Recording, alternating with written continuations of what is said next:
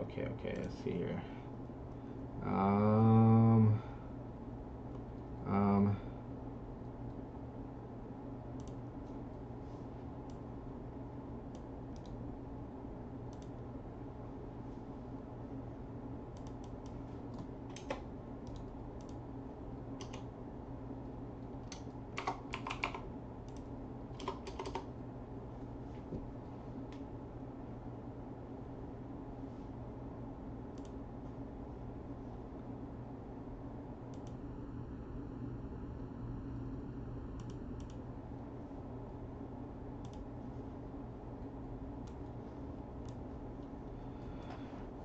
Okay, guys. Um, yeah. So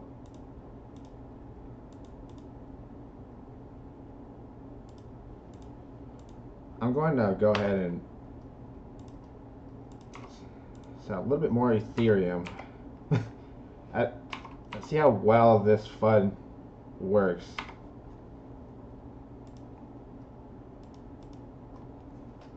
The market is very weak right now, so I think it's going to work very well. Um, it's really weak, like really weak. So like I think anything is going to cause catastrophic events. Any sort of fund news is going to kill any sort of bullish momentum. I think so. It's so everything's so bearish. We're so close. It's our fifth time tapping into our weekly, monthly resistance support zone, whatever you want to call it.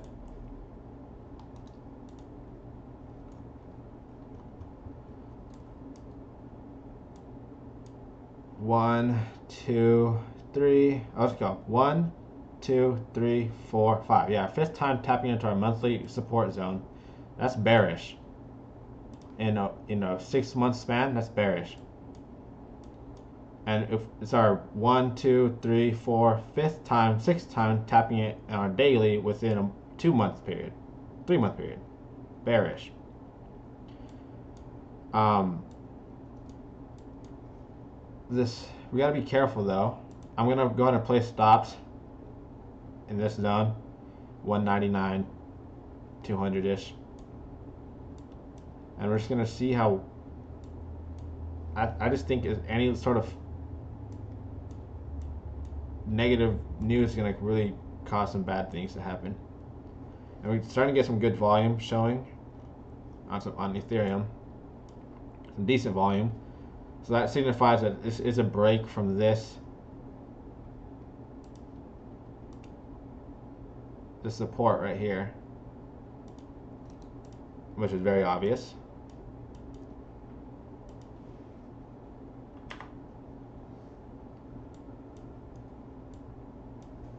So we got to be very careful.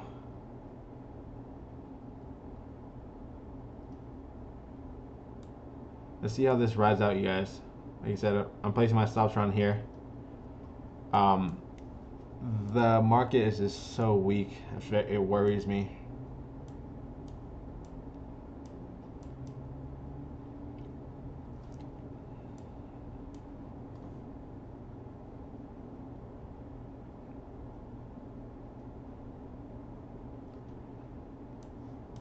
Let's try to get a. So this is definitely 1, 2, 3, 4, 5. If that is it, this is the only. If that's the reaction we got out of this full, that'd be absolutely terrible. What I actually see is this though on Ethereum. 1, 2, 3, 4, 5. 5 will make this bullish divergence right there, from here to here. So on price action, it's like this. 1, that was a 2, this is 3, that's a 4, that's 5. So I'm going to be looking to close out in 160 area, 170 area. You can maybe in 177 as our original targets. We can even look to close out. honestly. You see, it made bearish divergence from here to here. You see how, yeah, we made bullish divergence from this point to this point, but since this leg's not finished, you could take divergences within this bigger trend, which is, let's label this green. Remember how I said I don't like taking divergences across divergences? I don't, but I only do this when the micro trend within the trend is telling me something different. So think of it as this. This is one entire trend, and within this trend, you have that trend, this trend, that trend, and now the fifth leg trend. You know what I mean? So now it's, since there's, in this trend, in these trends, there's bearish divergence that form from this trend to that trend. And now there's going to be bullish divergence that's going to be formed from this trend to this trend.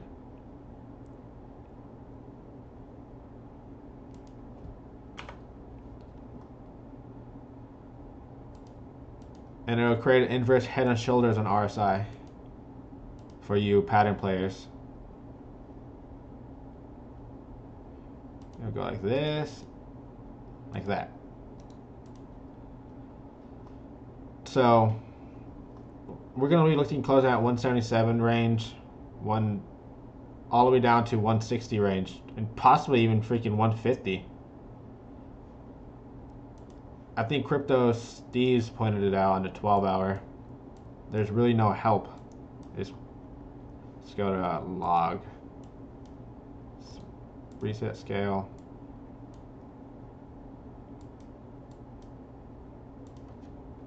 Delete.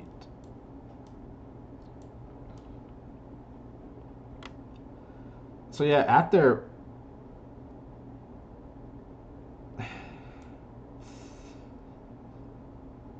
after 170, there's a reason why I called 177 as our crucial support.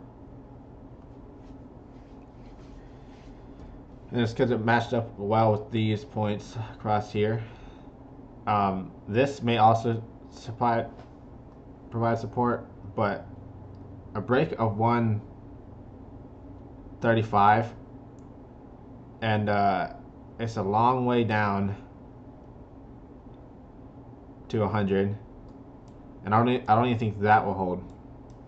There's so minimal support. There's so minimal. Let's bring up our VPR. Oh, or whatever the heck, what's it called?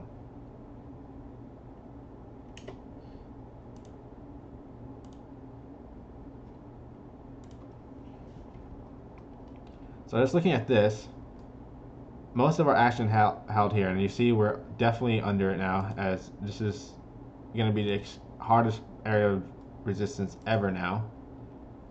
Thanks to all those bulls who thought that was a perfect place to buy. You guys are idiots. So now this comes our number one area of resistance. Second is this at 220. And now if we break below this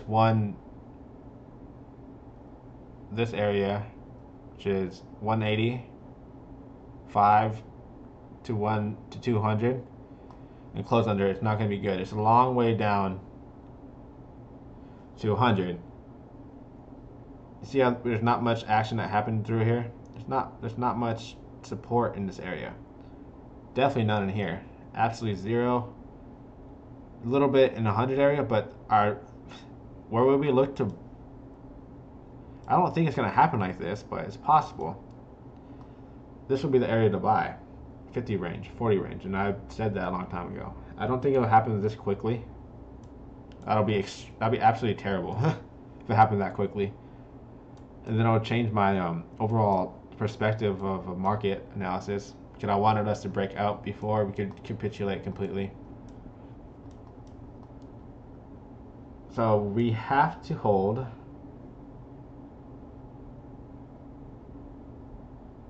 my opinion, 168. Absolute lowest is 160, guys. I don't trust 150, but you may. 155 is the lowest I'm gonna trust. And if we don't hold there, it's not gonna be good. It's not looking good for Ethereum in general. Let's put it this way. Because looking at Bitcoin, comparing Bitcoin to Ethereum,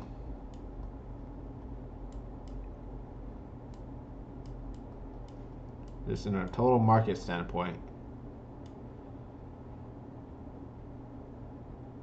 that's a long way down. So if Bitcoin's still up here, we haven't even. So when Bitcoin comes to here, Ethereum should come to here. And if Bitcoin breaks up a little bit, we should have some relief. But if we just completely break down through this, Ethereum may capitulate completely. Completely.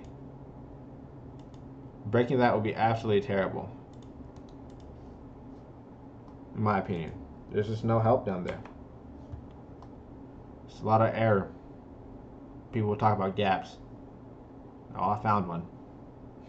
It's from roughly 140 to 100, and then a little small step, and then another $50 to 50.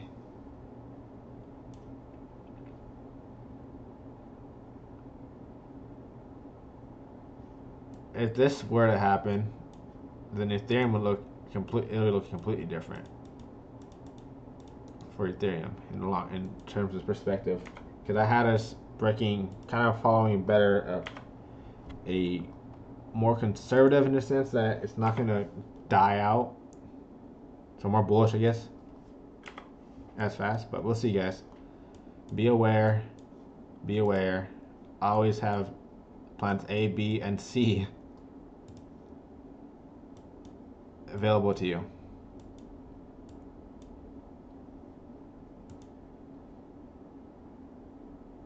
We'll see how this plays out.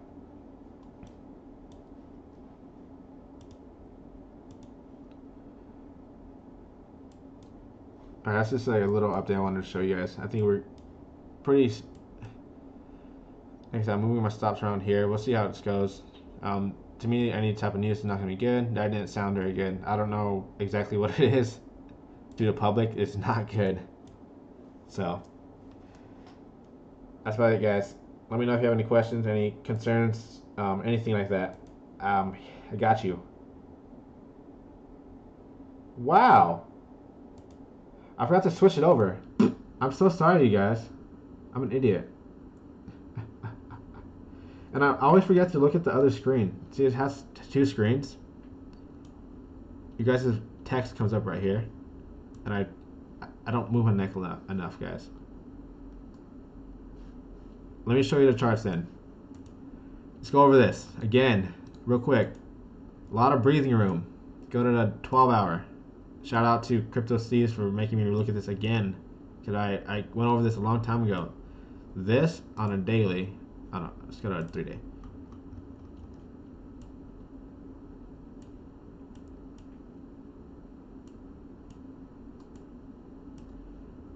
This is what you call a gap.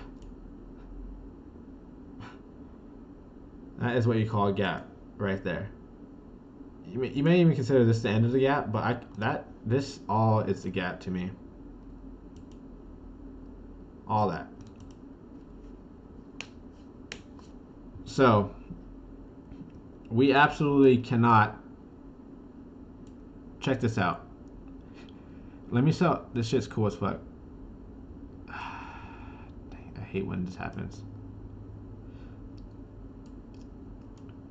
Okay.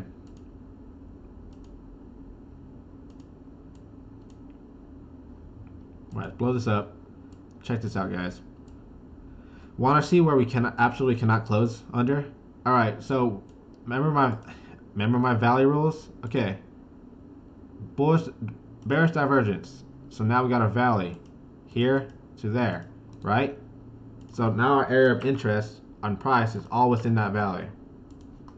We have 3 points of interest: the valley high, the valley low, and the secondary high. Let's map them out on RSI. Here, here, and here. Those points. So now your job is to correspond them on price action. Let's make these not yellow, blue.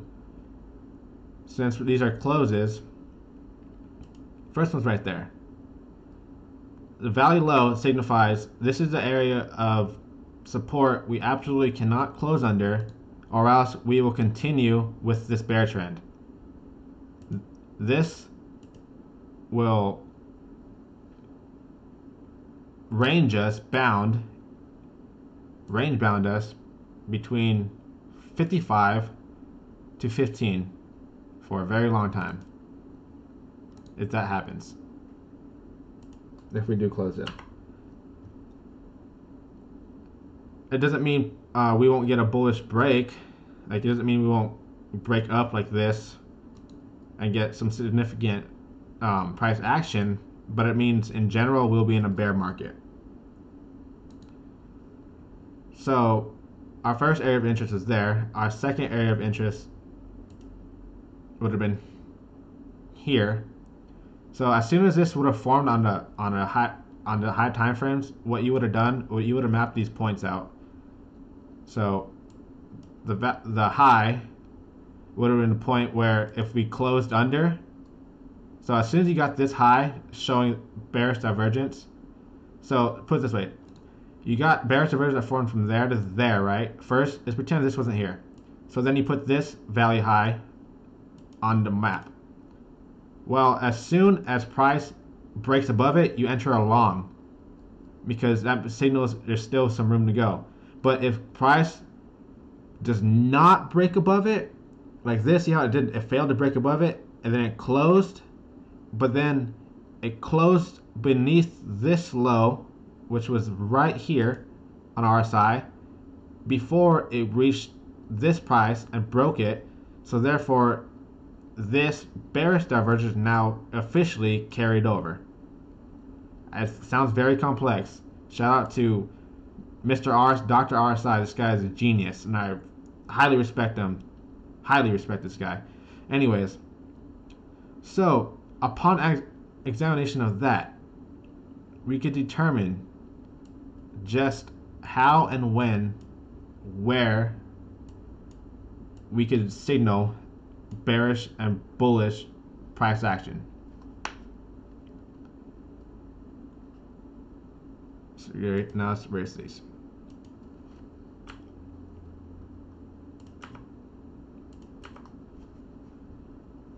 So now, looking at this, we absolutely cannot close underneath this. We closed underneath these already, these points.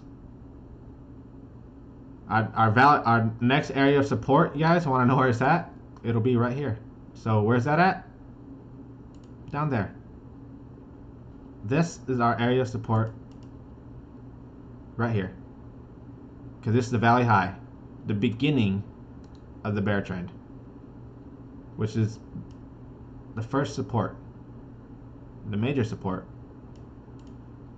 And that's why I really think that this is where we're going to end the entire bear market down here for Ethereum. I don't know exactly how it's going to play out up here. Like I said, I think we're going to make a somewhat of a bullish push up here and then capitulate completely down to these zones. But this is why I have these findings, and this is why I'm very confident in these findings. It's not just based on bearish and bullish divergences. It's based on valley points and how they correspond to price action, closing price action, and as well as Elliott wave theory. Applying all those together is giving me a pretty good understanding to, in my opinion, of what's going to happen. So we'll determine a close on a weekly monthly chart of this level would be, I'll say a weekly, Have we got that close yet? Let's just check. We have not yet. So if we, it's going to be very important we don't close this weekly underneath this trend line. Well, it's going to be one of these 2 points. So either this one, it's going to be this point, actually, guys. This point and this point. We're going to be range bound between these points unless we can break out of it. But we can't close underneath this one on the weekly. If we close above this on the weekly, then we'll be in for some relief up to here, up to these points on RSI, which corresponds to this low, these value lows. It's roughly April lows at 350, 360. So closing underneath, what is this? 155, 153-ish. 150 to 153 to 160 on a weekly time frame means we're capitulating, guys. If we close above that, we're safe for now. Some relief bounce. But that's what I see. And that's how price action is determined. That's how we determine price action. You see how this close is going to be very important. This is going to be our main interest of, say if we went long, if we go long here, this is where we're going to want to sell these zones right here. Because it matches up with this closing price on weekly. And this one matched it up with what, I forgot what that was. I can't remember. But that's what I see, you guys, in general with this.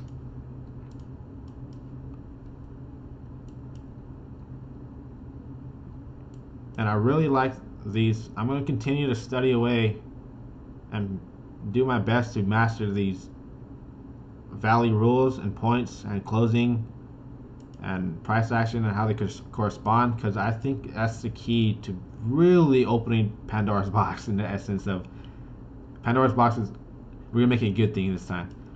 It could be crazy. Traders are crazy. But I really think this will open up the box for how you should trade with everything else incorporated, price action, all that. Value low, you saw that close.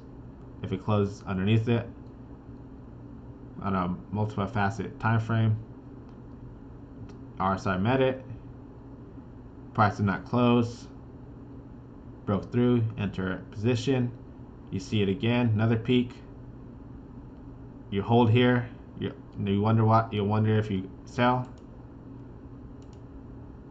As soon as price fails to break above, and you got that non-corresponding negative divergence that formed from here to here, then you sell and you save yourself, or short. It's very cool. Very cool how he did this stuff, how he learned this stuff. I don't nowhere near. This is literally the first little drip of his teachings, his understanding. He's crazy. Let's zoom in here, see what we got going on. Small time frame again. So yeah, guys, weekly close must stay above 153. We could wick down, but I'm scared of even doing that. I would prefer not even to come close to 153. Stay in this area. Get some relief bounce, and then we could think about capitulating later. Let's look at Bitcoin.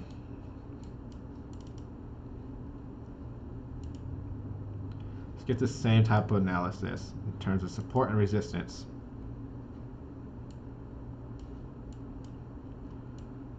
So you see on Bitcoin, it's 3 days.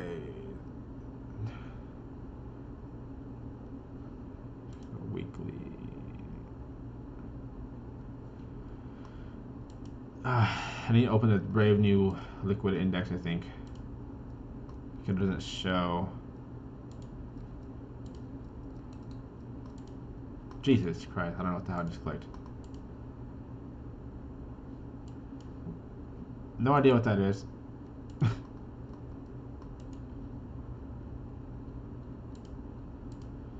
I guess that was my RSI. Weird. Oh yeah, I forget I have to do this stupid stuff. Why does it do... Does anyone know why it does this to me? Anyone? Can anyone explain this?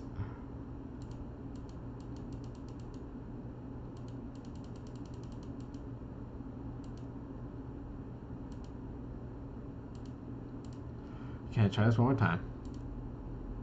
That is so strange. I absolutely do not know what's going on.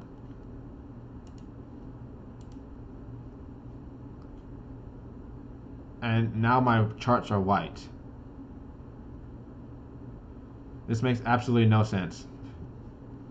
I don't like this shit whatsoever. This is not cool. What in the world?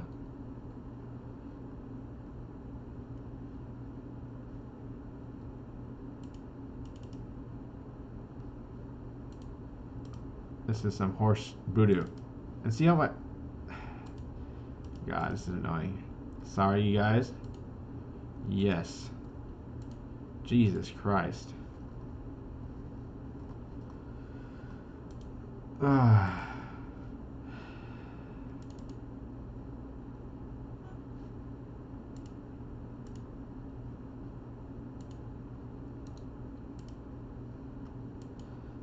Oh my gosh, dude, this is going insane. Absolutely insane. I wish I could get my freaking... This is annoying, guys. I'm so sorry. I issued a complaint to freaking TradingView to fix this for me. Thank you. Finally, it works. Gosh, damn. So let's get rid of Chevy real quick. Let's make this black. And the only way I can get RSI to come up is by doing that, clicking one of these things. I can't click on just RSI itself. So if I delete it, I have to redo everything. It's stupid. Absolutely stupid.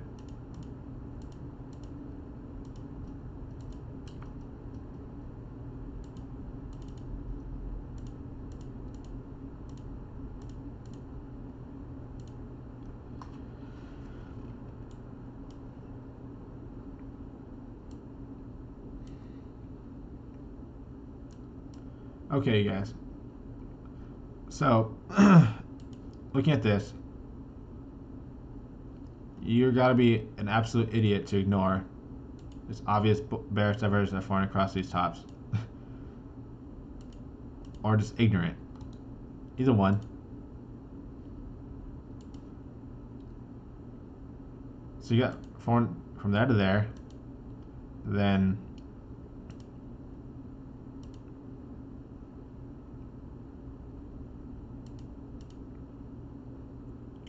also from there all the way like that. So you got two forms of bearish divergence that formed. From these points in green and then these points in red.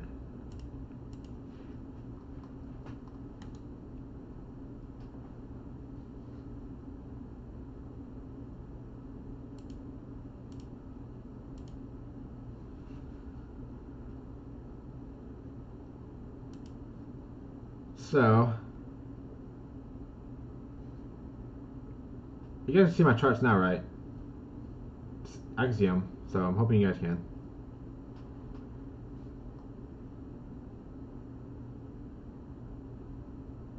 No, still? What? No charts.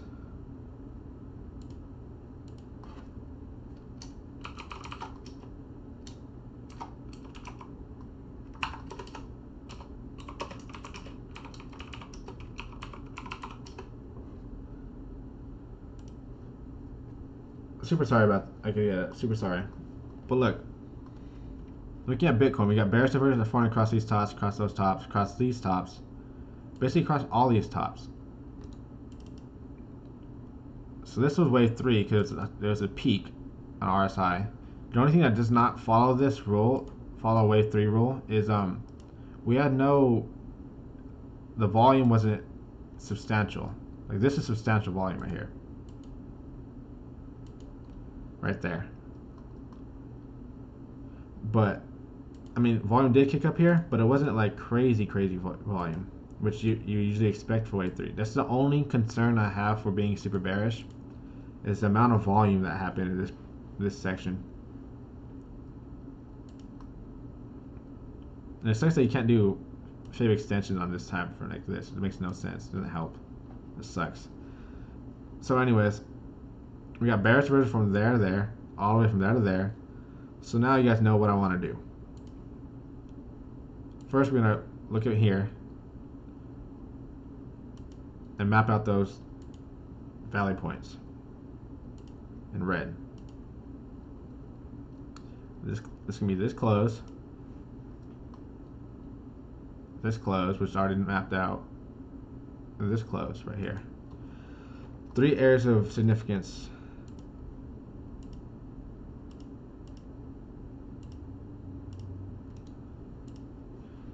Of possible endpoints. And now, let's look at the bigger picture. From there to there.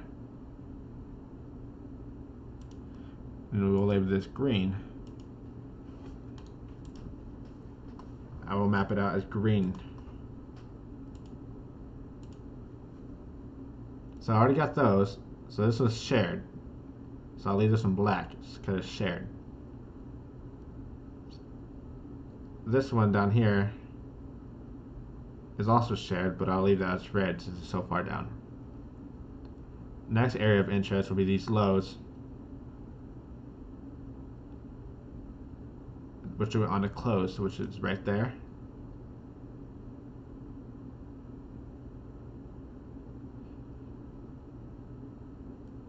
So all in this range, which is very obvious because this is where a lot of accumulation happened. And so this is where the correction is going to have to come to an end. This area down here, guys. It's gonna, no, not down here. Our fault. Shoot. I don't think it's going to get this far down. I think it's going to stay in here. This range. Here we got, let's see here, bearish divergence form from here to here. So let's look at this now from there. What's this target? You see we're entered into the bear territory. This target is roughly 2,000. This first peak, the highest peak in wave 3 was right there. And so that corresponds to roughly same point.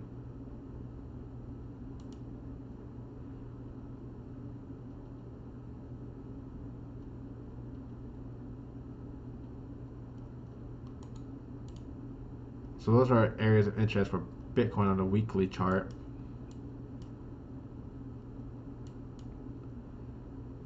Let's go to 3-day. You see we have bearish divergence that formed across the tops right here, hidden bearish. So that signifies that the trend, the end of this corrective structure right there,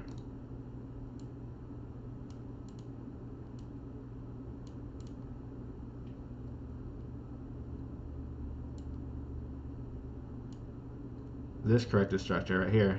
So whatever this may be, X, A, B, C. I saw you guys saw my account. I have an ABC, then another ABC, again, ABC X wave. Made like a pennant right here, which is very common for a B wave, and then broke out again.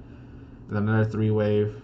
We had a pretty disgusting and difficult count at this time right here, and I think it was like May. This was a very clear 3-wave pattern, and then this also is a very clear either, what do you call it, 5-wave pattern, which was what we needed. Because this was an ABC.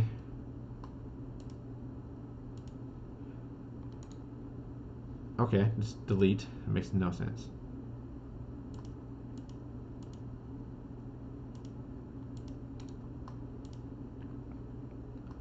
Like that.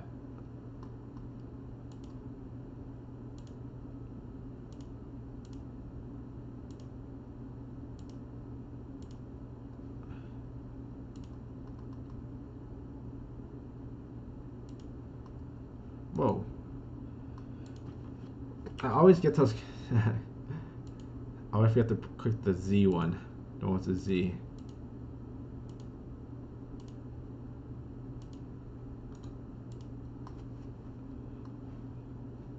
And if this is correct, we should get some sort of divergence forming near the completion of this leg coming down across this whole structure.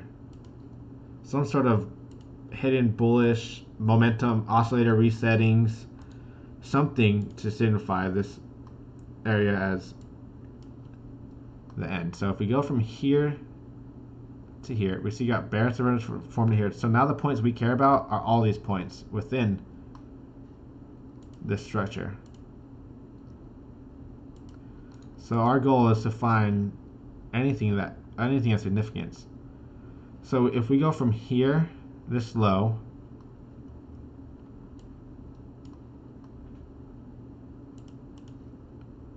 right here,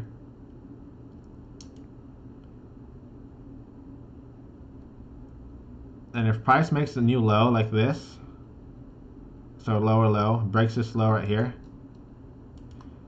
but makes a higher low or a double bottom from this point on RSI, then that's hidden bullish divergence. You guys have to really try to pay attention to where you're carrying your divergences from within the trends.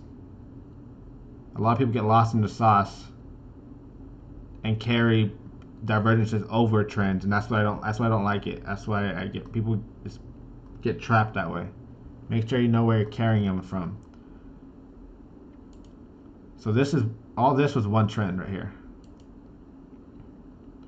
All this was one trend by itself.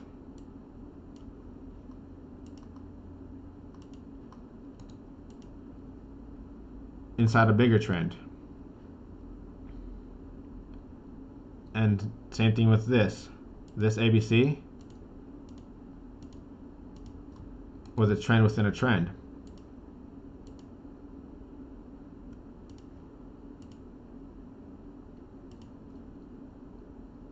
And you get bearish divergence that formed right here. So where are we at? So the close was right there. You had two closes basically at the same spot. Little down tick, little slope, but on RSI you had a little raise. Slight raise. So that was hidden bearish divergence that formed right there. To signify this is the ABC and a corrective structure within a bigger structure.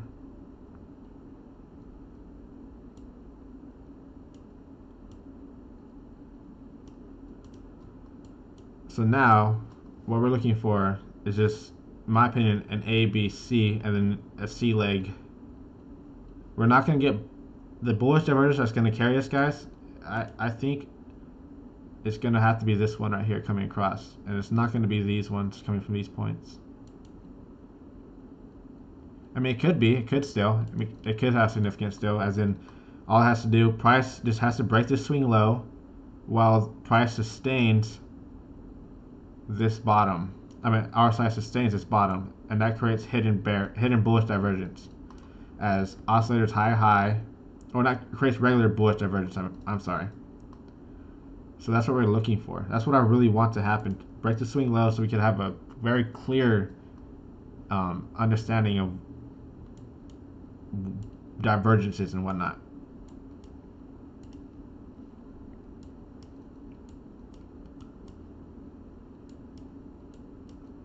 Let's go. I hate this. I wish you could go all the way down to like a 1 minute time, you know, on the Brave Coin Liquid Index. That's what's unfortunate about that thing. What do we look like right now? Nasty. I think, yeah. We still got. So this was ugly. I don't know what the hell you want to call this, man. And it's unfortunate because remember Sean? I don't know if you saw my video, Sean. I don't know if you're watching, Sean, but on Bitfinex's chart, this broke this swing high. Remember that? Like that. And that's why I was counting this as a 1-2, like this. Like that. But since it didn't break that swing high, that's not a 1. Our 1's right here. 1, 2, 3, 4, 5. Then a like a W. So it's so weird how it formed. So weird. It could have been a 1, 2, and this is an ABC flat. It didn't create a real triangle. If you went on the 30 minutes, I think it was 30 minute. You see, you got bearish divergence formed across these tops right here. You got higher high and lower high, so that signifies this is a corrective pattern, A, B, C. So let's get this right.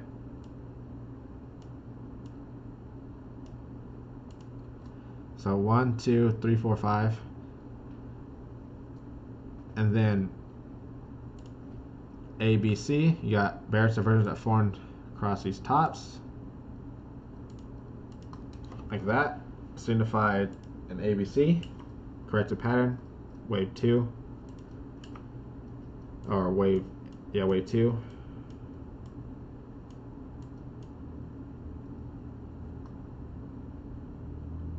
Actually, what? Getting lost in sauce. Let's see here. Let's see here where I'm at. 1, 2.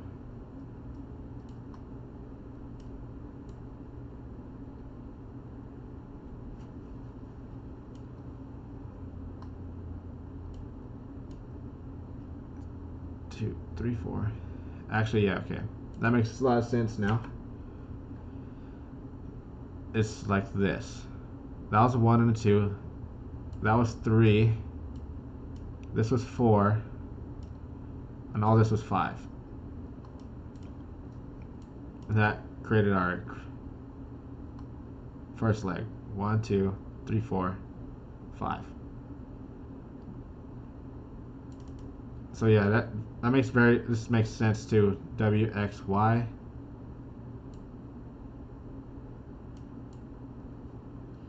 WXY, and then we continue on. Why wouldn't we see we got it here, right? You see that? You see we got it here. Lower lows, but higher highs on price, and they created bearish divergence on a wave 2. On a wave 2. So why wouldn't it happen again on wave 2? See that?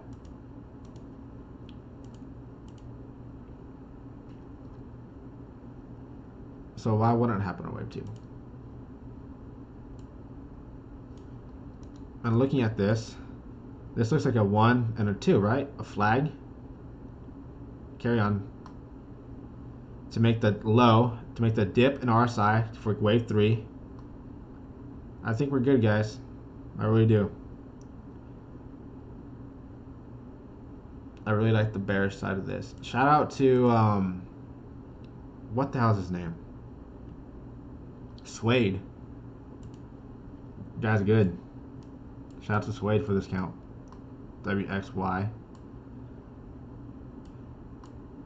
I'm just salty because I would have never taken this as a wave 1 if I would have saw it. Fuck Bitfinex. Never gonna use that shit again. Never gonna use that chart again. I'm only gonna use this chart and Breakcoin Liquid Index under large time frames.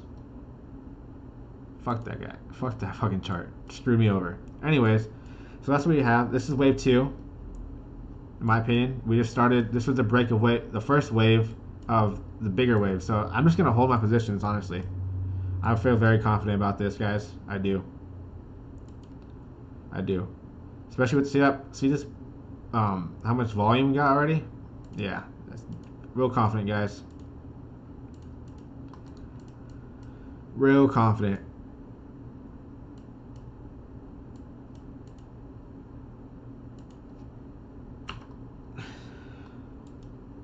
And I really do think we're gonna break this low. So sip our winnings, relax, put stop losses probably like if you're in Bitcoin 6,300 to 6,400. If you're in Ethereum, why does it do that? Hate it. Hate that. Absolutely hate that. So looking at Ethereum,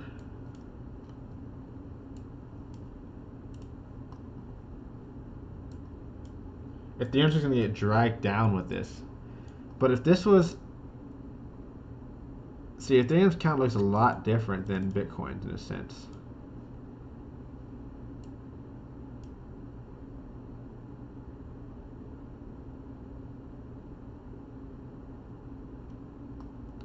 Because there's no way this is there's no way on the Ethereum chart that this is a W that's an X and a Y. I don't think, absolutely not. Absolutely not. No way.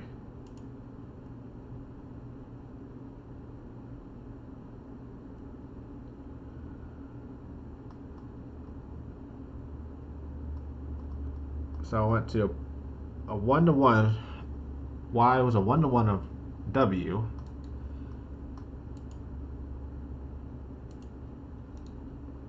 But what about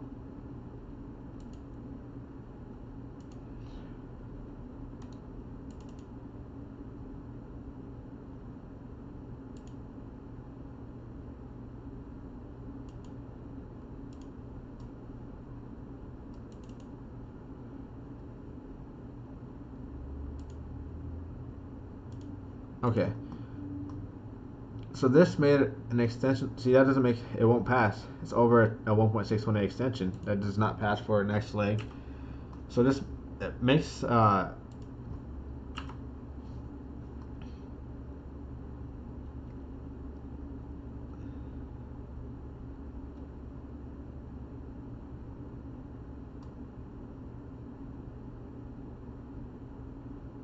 if that was really all the bullish break that we got from this, that is the weakest reaction ever of a 5-wave completed structure on this type of time frame. 1, 2, 3, 4, 5.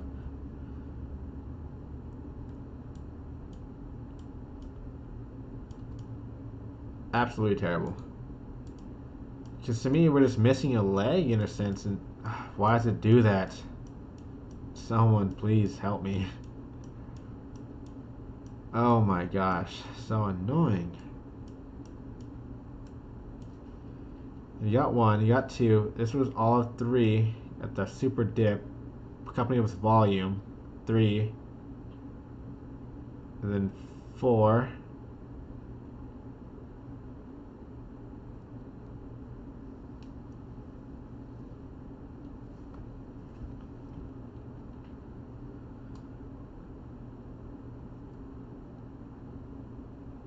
Two, 3, 4, 5.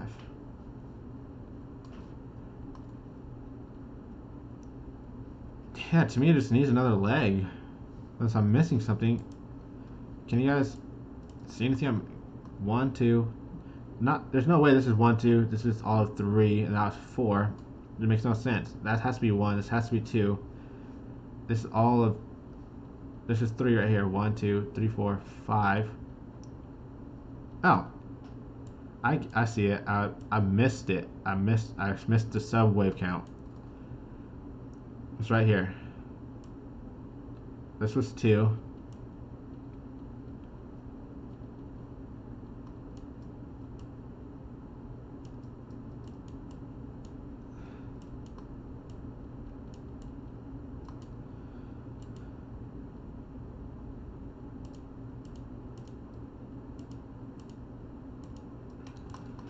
That's how it was. So yeah, but that's still extremely weak. That's such a weak reaction, guys. If that's the reaction we got from out of it, I'm really concerned about Ethereum. If that's the only reaction we got out of this, out of a completed 555, I'm really concerned. Yeah, it's not looking good for Ethereum. All right, you guys. That's all I have really.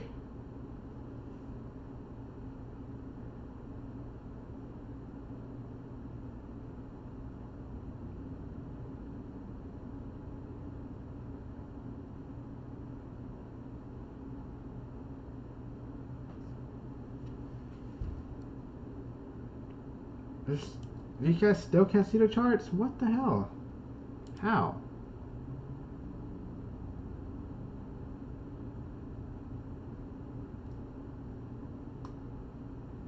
What in the world?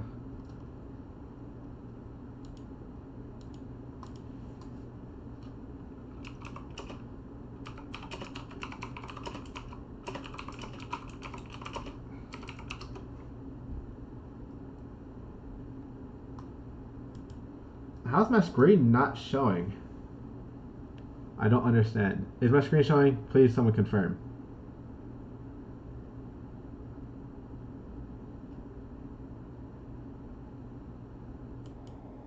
Okay, that's not showing.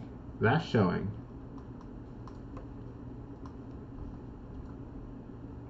I have an idea.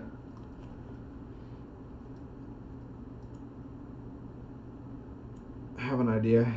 Let's see here. To confirm if this was a complete waste of time for me.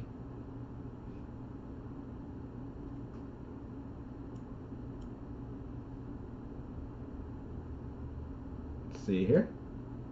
Go here. Go here.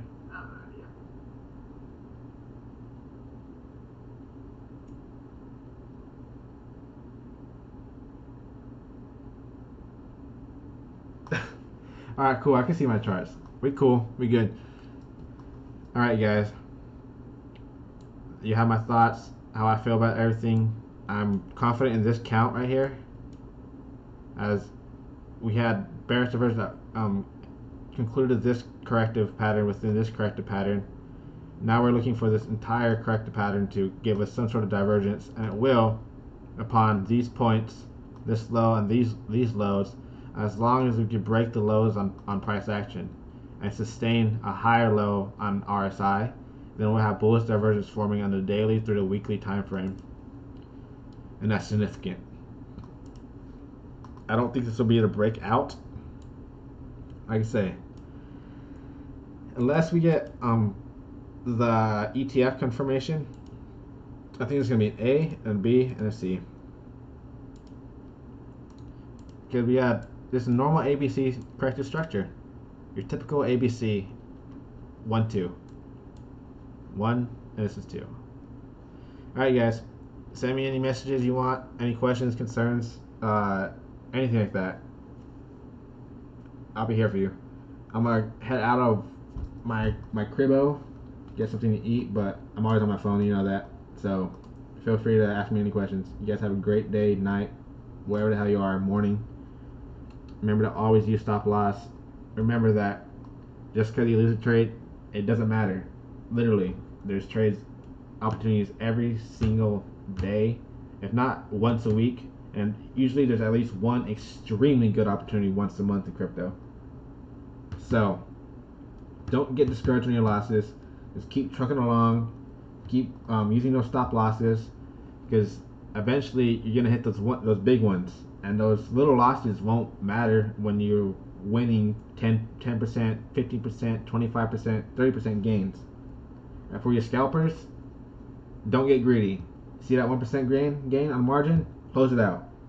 Don't get greedy. Enter into resistance. Close it out. Don't get greedy. 1% every day is $300-something thousand accumulated, and with a small amount started on you, it's very easily to get where you need to be if you just follow strict rules, abide by risk management, stop losses, and don't get too emotional. Never too high, never too low, always humbled. Alright, you guys, have a great day. Much love.